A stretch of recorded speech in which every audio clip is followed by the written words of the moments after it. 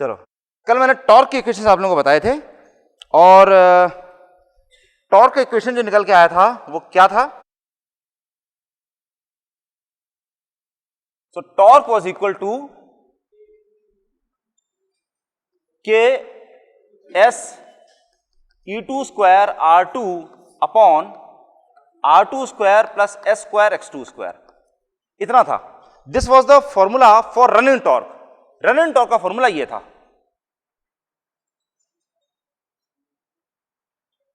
और इसी में starting torque is equal to T R at S equal to 1 which is equal to कितना हो गया? K E2 square R2 upon R2 square plus X2 square, यही है इतना।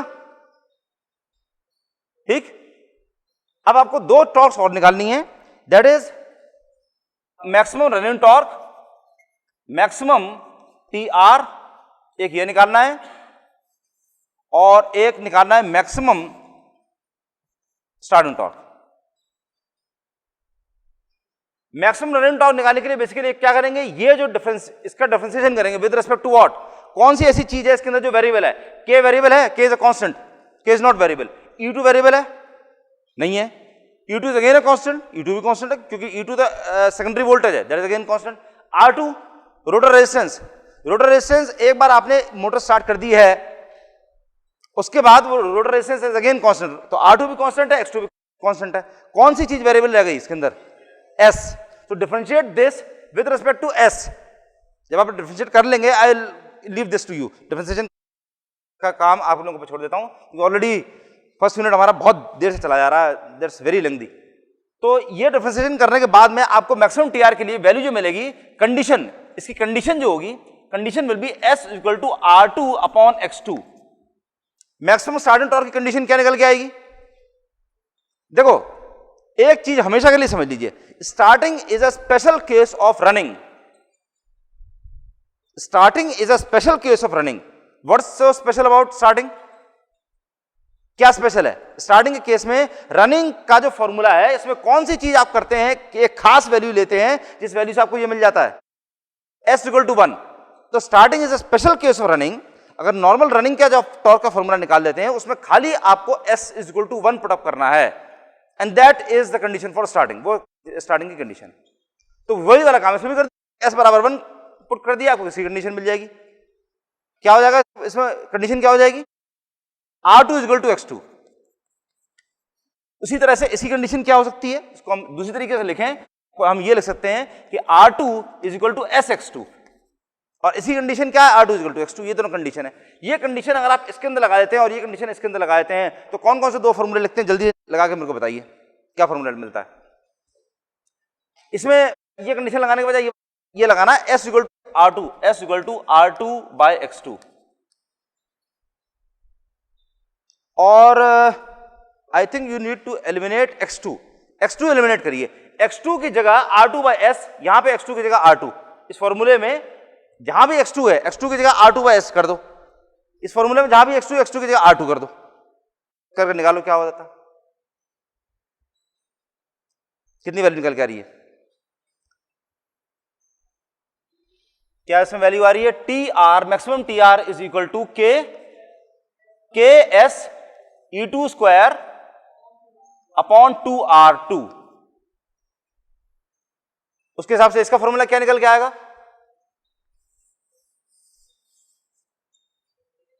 अरे इसमें सिंपल, इस वाले फॉर्मूले के अंदर S बराबर 1 कर दो, सिंपल। ठीक, ये वाला काम कर दो। तो इसमें maximum TST is equal to K into E2 square upon 2R2। ये फॉर्मूला दूसरा निकल के आया। जो कंडीशन निकल के आती है, ये कंडीशन क्या है? टॉर्क का जो फॉर्मूला है, रनिंग टॉर्क का जो फॉर्मूला था, इस फॉर्मूले को आपने डिफरेंशिएट किया है with respect to S। Differentiation आप लोगों को पहले पढ़ाया जा चुका है फर्स्ट ईयर में कि डिफरेंशिएशन कैसे कराया जाता है, तो उसी तरह से डिफरेंशिएशन करना है with respect to X, S। और S से डिफरेंशिएट जब करेंगे तब कंडीशन जो निकल के आएगी, डिफरेंशिएट करिए उसको 0 के बराबर पुटअप कर दीजिए, तब जो कंडीशन निकल के आएगी that condition will B R2 बराबर SX2। ठीक है, तो जहां कहीं भी आपको SX2 दिखाई दे रहा है इस फॉर्मूले में SX2 की जगह पे R2 रख दीजिए। जहां भी SX2 है वहां पे उसकी जगह R2 कर दी, क्योंकि R2 और SX2 दोनों बराबर होते हैं, तो केवल यही एक जगह है जहां पर आप SX2 की जगह पे R2 रख सकते हैं। तो SX2 की जगह पे R2 कर दिए, this is R2 square plus R2 square, मतलब 2R2 स्क्वायर, और ऊपर का R2 और नीचे का R2 एक कैंसिल कर जाएगा, तो K into SE2 square upon R2, 2R2 इतना बचेगा। वही वाला काम जब आप इसके अंदर करेंगे तो आपको वैल्यू मिलेगी K into E2 square upon 2R2, खाली इतना मिलेगा।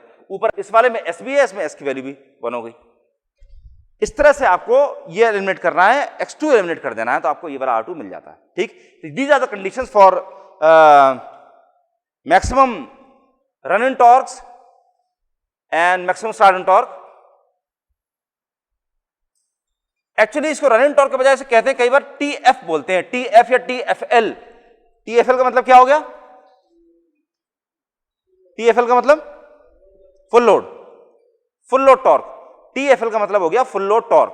ठीक, तो फुल लोड टॉर्क जो चीज है, एक और रेशियो आपके कई बार काम में आता है, तो इसमें आपको रेशियो ये निकालना पड़ता है TF अपॉन T मैक्स, ये निकालना होता है, और दूसरा निकालना होता है TST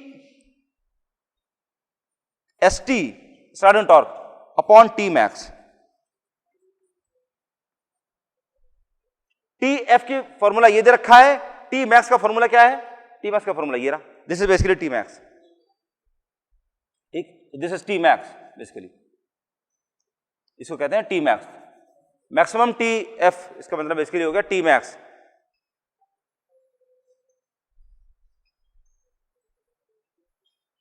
T मैक्सिमम की value that has to remain constant. T max की वैल्यू सेम है, चाहे स्लिप की वैल्यू कुछ भी हो। मैक्सिमम टॉर्क की value does not depend upon slip. कल आपको मैंने कर्व में बताया था, तो इसमें S की वैल्यू नहीं आनी चाहिए थी। कहां गड़बड़ है वो चीज बताओ। इसमें T मैक्स की वैल्यू यहां पर भी उतनी आनी चाहिए थी जितनी नीचे आ रही है। T मैक्स की value, T max is T max, उसकी वैल्यू एक ही है, that is K into E2 square upon 2R2, खाली इतनी है। इसमें से S का वैल्यू इसमें गायब रहनी चाहिए। जस्ट चेक कि कहां पर गड़बड़ हो गई है। जो T मैक्स की जो वैल्यू है दैट विल रिमेन कांस्टेंट, वो कांस्टेंट रहती है, और वो T मैक्स की वैल्यू है that is K into E2 square upon 2R2, that's always that, खाली ये वाली इसकी वैल्यू रहती है, S की वैल्यू इसके अंदर नहीं होती है। तो TF अपॉन T मैक्स जिस टाइम आप करेंगे, सो दैट इज इसका जो फॉर्मूला, जब that formula upon this formula जिस टाइम आप कर देंगे तो आपको वैल्यू मिल जाएगी 2ASF upon 2 upon A square plus SF square, where A is this, ये A है, which is also known as S max. इसे कहते हैं S मैक्स। S मैक्स का मतलब वो वाली स्लिप की वैल्यू जिस पर मैक्सिमम टॉर्क आपको मिल रही है, तो that is also equal to S max. तो इसमें उसकी जगह वही वाला काम भी कर सकते हैं। और इसमें क्या करना है, सिंपली SF की जगह पुट SF की जगह put SF is equal to 1। Starting is a special case of running हमेशा, तो इसमें आपको वैल्यू मिल जाएगी 2A upon A square plus 1, क्योंकि इसमें क्या है, इसमें सिंपली आपने SF बराबर 1 कर दिया। SF ये 2-3 अलग अलग तरह के इन्होंने सिंबल्स यूज करे हैं। SF मींस बेसिकली S, तो नॉर्मल इस केस में जो S है, this S is basically SF, ये वाला SF बन गया यहाँ पे, और कुछ भी नहीं है। और S मैक्स की वैल्यू क्या होती है, R2 बाई X2। जहां कहीं भी आपको R2 बाई X2 की वैल्यू जहां कहीं भी आपको दिखाई देगी, R2 बाई X2 की जगह आप A पुटअप कर देंगे या S मैक्स पुटअप कर देंगे, ये चीज। ये दीज टू फॉर्मूले are the ratios of full load torque and maximum torque, और यहां पे स्टार्टिंग टॉर्क और मैक्सिमम टॉर्क, इन दोनों टॉर्क्स का रेशियो। ठीक,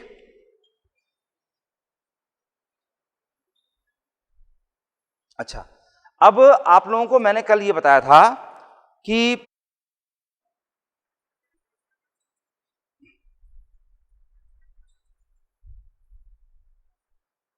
टॉर्क स्लिप कर्व आपको बताया हुआ था कल, ठीक है। टॉर्क स्लिप कर्व का एक्सटेंशन कल आप लोगों को याद होगा, मैंने आपको ये बताया था कि वो आगे भी है और पीछे भी है।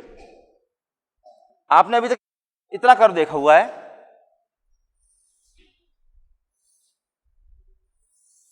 आपने इतना कर्व देखा है, ये यहां से लेकर करके यहां तक स्लिप इधर बढ़ रही है, NR इधर बढ़ रही है। यहां स्लिप की वैल्यू कितनी है, स्लिप की वैल्यू यहां पर 0, और NR की value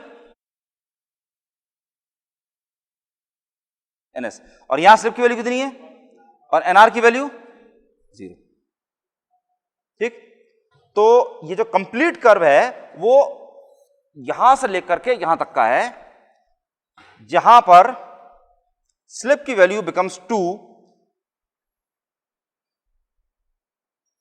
this starts like this, यहां से बढ़ता है और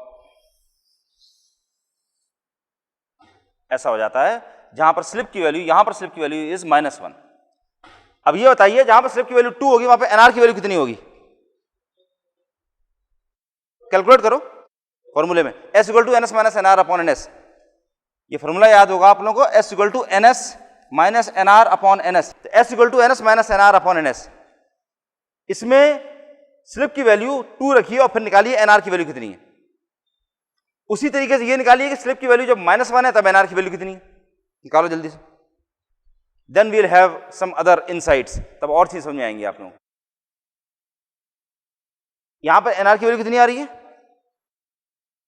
-NS, दैट्स करेक्ट। और यहां पर जहां पर स्लिप की वैल्यू -1 है वहां पर कितनी हो जाएगी? Can not be +NS, +NS तो ऑलरेडी यहां पर हो चुकी है। 2NS गेस वर्क नहीं करके निकाल लो, फिर फॉर्मूले में वैल्यू तो रखनी है और क्या करना है। NR बराबर 2NS, क्लियर है सब लोगों को? NR बराबर 2NS, यहां पर वैल्यू हो गई 2NS। अब एक चीज बताइए, रोटर स्पीड की वैल्यू इस रेंज में, यहां से यहां तक के रेंज में 0 से लेके -NS तक है। रोटर स्पीड की वैल्यू ध्यान दीजिए, रोटर स्पीड की वैल्यू 0 से लेकर के -NS तक की है। इसका मतलब 0 और इससे बिल्कुल पहले यहां पर इसकी वैल्यू कितनी होगी? रोटर स्पीड की वैल्यू कितना RPM? 0 से जस्ट पहले कितना क्या आता है? -1, -1 RPM, -2, -3, -100, -400, -500, -1000, -1500 RPM। ये है इतना। माइनस में रोटर की स्पीड जा रही है, इसका मतलब क्या है? ऑपोजिट डायरेक्शन हो गया, दैट्स करेक्ट। मतलब फील्ड के ऑपोजिट रोटर घूम रहा है, फील्ड इधर घूम रही है, रोटर उधर घूम रहा है।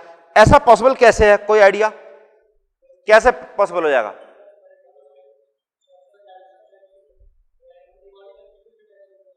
Direction of volume magnetic field का डायरेक्शन अगर उल्टा है तो रोटर उधर घूम रहा होगा, अगर डायरेक्शन इधर है तो रोटर इधर घूम रहा होगा।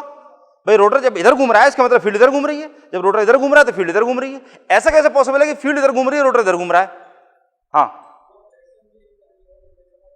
हाँ, अगर डायरेक्शन ऑफ रोटेशन चेंज करना हो, बड़ा इंपॉर्टेंट पॉइंट है सरप्राइजिंगली, जो मैंने अभी तक शायद क्लास में बताया नहीं, क्योंकि मुझे याद नहीं आता। मैंने आपको बताया था तो ठीक है, बताया था तो बहुत अच्छी बात है। अगर डायरेक्शन ऑफ रोटेशन आपको चेंज करना होता है तो आप खाली सप्लाई टर्मिनल्स में से कोई से भी 2 टर्मिनल्स उल्टे कर देते हैं, RYB की जगह RBY कर देते हैं। क्यों? उससे आपको क्या फायदा मिल जाता है? फेज सीक्वेंस चेंज हो जाता है। कितने तरह के फेज सीक्वेंस हो सकते हैं? फेज सीक्वेंस क्या होता है? एक फेज सीक्वेंस है RYB and it is a sequence. Sequence का मतलब RYB RYB RYB ये चला जा रहा है। किसी और सीक्वेंस का नाम बताइए, कितने तरह के सीक्वेंस हो सकते हैं? RBY एक सीक्वेंस हो गया, RBY एक सीक्वेंस ही हो गया। तीसरा BRY तो ये रहा BRY। और कोई सीक्वेंस? YBR ये भी वही रहा। तुम एक ही सीक्वेंस के कई सारे नाम बताए जा रहे हो। नया सीक्वेंस कोई और?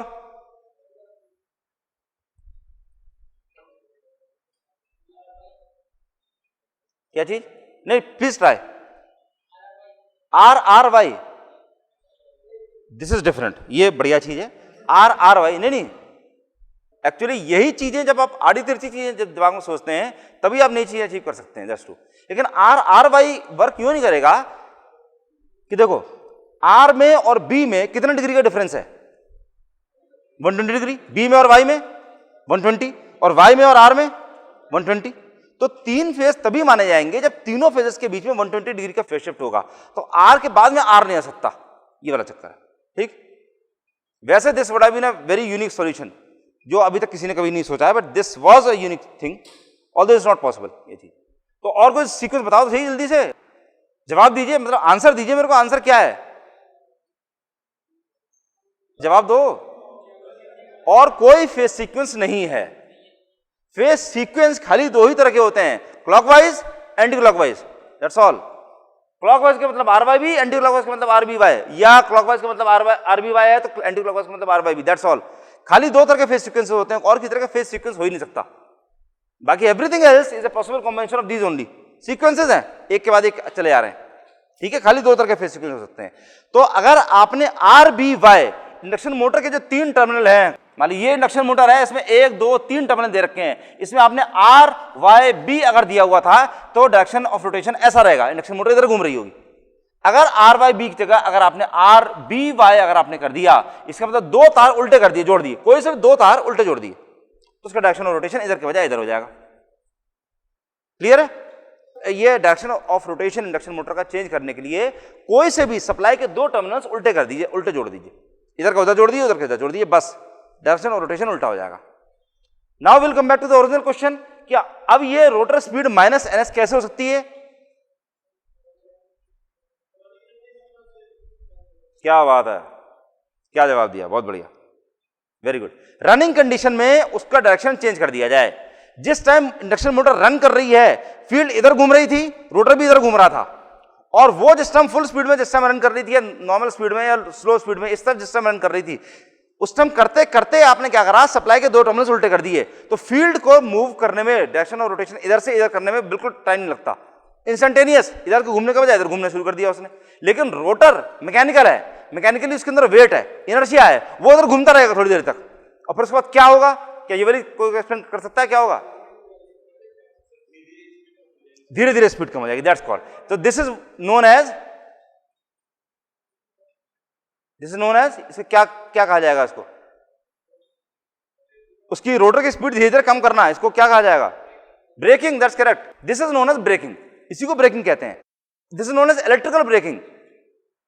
मोटर इधर घूम रही थी, आपने फील्ड का डायरेक्शन उल्टा कर दिया, तो मैकेनिकल ब्रेक्स जो आप लगा रहे हैं, जैसे ट्रेनों के अंदर आपने देख रखे होंगे ब्रेक्स, जो ब्रेक शूज लगे होते हैं, दबाते हैं, इसके साथ साथ जब इलेक्ट्रिकल ब्रेकिंग जब आप लगाते हैं तो ब्रेकिंग एफिशिएंसी आपकी मल्टीपल टाइम्स बढ़ जाती है। It's very effective braking. खाली मैकेनिकल ब्रेक अप्लाई करके आप एक 400 टन की ट्रेन जिसके ऊपर 600 टन का लोड लगा हुआ है, लोग बैठे हुए हैं, उस ट्रेन को आप इमीडिएटली खाली मैकेनिकल ब्रेक लगा के नहीं रोक सकते, आपको इलेक्ट्रिकल ब्रेकिंग अप्लाई करना बड़ा जरूरी हो जाता है। So this is basically known as electrical braking. और ये किस तरह की ब्रेकिंग है? डीसी मोटर्स में आप ब्रेकिंग पढ़ते चुके हैं, 3 तरह की ब्रेकिंग कौन कौन सी पड़ी थी? Rheostatic braking, plugging, regenerative braking. ये किस तरह की ब्रेकिंग है? Plugging, that's correct, plugging. Rotor एक तरफ घूम रहा है, this is known as plugging. Rotor एक तरफ घूम रहा है और आप उसको इलेक्ट्रिकली कनेक्शन आपने ऐसे कर दिए कि टॉर्क इसमें उल्टी तरफ बन रही है, तो बहुत जल्दी उसकी ब्रेकिंग हो जाती है, ठीक। This is basically known as braking mode. तो ब्रेकिंग मोड के अंदर अब आपको यह चीज याद रहनी चाहिए कि ब्रेकिंग मोड में स्लिप की वैल्यू 1 से लेकर 2 तक होती है और रोटर स्पीड की वैल्यू 0 से लेकर -ns तक होती है, ठीक। ये वाली वैल्यूज आपको याद हो जानी चाहिए। This is normal motoring mode. इसमें मोटरिंग हो रही है, मोटर की तरह वर्क कर रही है, this is motoring mode. Motoring mode के बारे में हम लोग बहुत डिटेल में पहले ही पढ़ चुके हैं। लास्ट मोड कौन सा है? जिसमें रोटर की स्पीड ns के बराबर हुई और ns से भी ज्यादा हो गई। ऐसा कैसे पॉसिबल हो सकता है? किसी भी तरीके से, जैसा इसने जो जवाब अभी दिया था कि RBY या RBY सब सारे एग्जॉस्ट हो गए, तब आपने क्या, इसने क्या सॉल्यूशन दिया? RRY। तो ऐसे ही कोई भी पॉसिबल सॉल्यूशन हो सकता है किसी भी तरीके से कि रोटर की वैल्यू, रोटर के घूमने की स्पीड, हमें खाली इस बात से मतलब है किस तरह से रोटर की स्पीड ns से ज्यादा हो जाएगी। Prime mover, that's correct, prime mover, that's all, बस दैट्स करेक्ट। आपको अगर रोटर की स्पीड ns से ज्यादा, ns के बराबर या ns से ज्यादा अगर करनी है तो रोटर के साथ में आपको प्राइम मूवर लगाना पड़ेगा। प्राइम मूवर से बेसिकली क्या करेगा? प्राइम मूवर आपने हाई स्पीड का लगा दिया जो सिंक्रोनस स्पीड से भी ज्यादा उसको भगा के ले गया। इससे क्या फायदा हो जाएगा? इससे फायदा क्या होगा? प्राइम मूवर लगाने का पर्पस क्या है? मैकेनिकल एनर्जी देना। प्राइम मूवर का पर्पस है मैकेनिकल एनर्जी देना। मैकेनिकल एनर्जी आप कब देते हैं? जब इलेक्ट्रिकल एनर्जी आपको चाहिए होती है। और वो कौन सा मोड हो जाएगा? Generating mode. That is known as generating mode. So this is the third mode which is known as generating mode.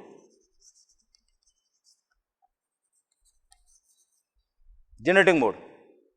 ये 3 मोड हो गए, ब्रेकिंग मोड, मोटरिंग मोड और जनरेटिंग मोड। ये तीनों मोड में बता रखे हैं। ब्रेकिंग मोड में स्लिप की वैल्यू 1 से लेकर 2 तक है, मोटरिंग मोड में स्लिप की वैल्यू 0 से 1 तक की है, और जनरेटिंग मोड में -1 से 0 तक की है। ठीक, और इस केस में ब्रेकिंग मोड में जो रोटर स्पीड की वैल्यू 0 से -ns तक की है, उसमें ns से 2ns तक की हो गई। ये 3 इसके मोड्स हो गए, ऑपरेटिंग मोड्स इसके। ठीक, s की जगह पे यहाँ पे R2/X2 सब जगह रख दें तो अपना कैंसिल होकर ये वाली वैल्यू आ जाएगी। हाँ ठीक, बहुत बढ़िया। इससे आपको मैक्सिमम टॉर्क का फॉर्मूला लाने के लिए आपको बेसिकली क्या करना है, सिंपली पुट S बराबर R2/X2 यहां पर रख देंगे तो उससे आपको ये वाला फॉर्मूला मिल जाएगा। एक्सीलेंट, बहुत बढ़िया बात है।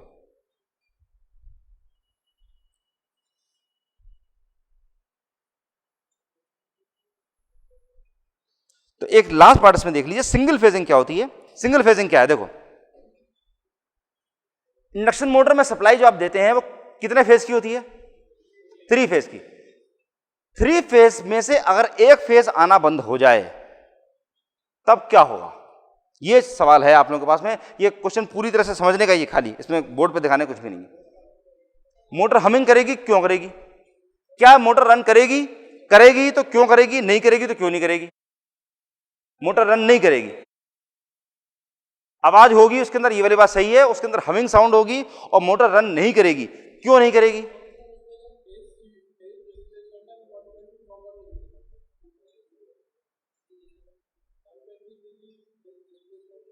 हाँ,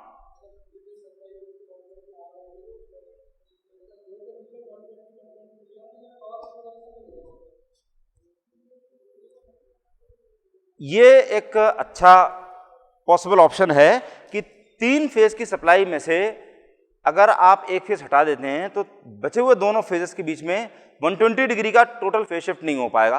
लेकिन ये वाली बात सही है कि उन दोनों के बीच में 120 डिग्री रहेगा ही रहेगा। उन दोनों के बीच में 120 डिग्री है, उल्टा देखें, इधर से उधर तक देखें तो 120 नहीं है, इधर से 240, इधर से 240, इधर से 120, बेसिकली अनबैलेंस्ड है। लेकिन बाय द वे आप ये वाली चीज बताइए कि जितने नंबर ऑफ फेजेस होते हैं, मान लीजिए n नंबर ऑफ फेजेस हैं, तो उनके बीच में मान लीजिए 3 फेजेस हैं, 360 डिग्री टोटल होते हैं, 360 डिग्री, तो 360 डिवाइडेड बाय 3 ऐसे तो निकालते हैं कि 3 फेजेस हैं तो तीनों के बीच में कितना डिग्री का डिफरेंस रहेगा, 120 डिग्री। अगर 4 फेज होंगे तो कितना हो जाएगा, 6 फेज है तो कितना हो जाएगा, 6 फेज के लिए 360 डिग्री है, 6 फेज होगा तो कितना हो जाएगा, 60 डिग्री। हर कंसेक्यूटिव फेज के अंदर 60 डिग्री 60 डिग्री का डिफरेंस रहेगा।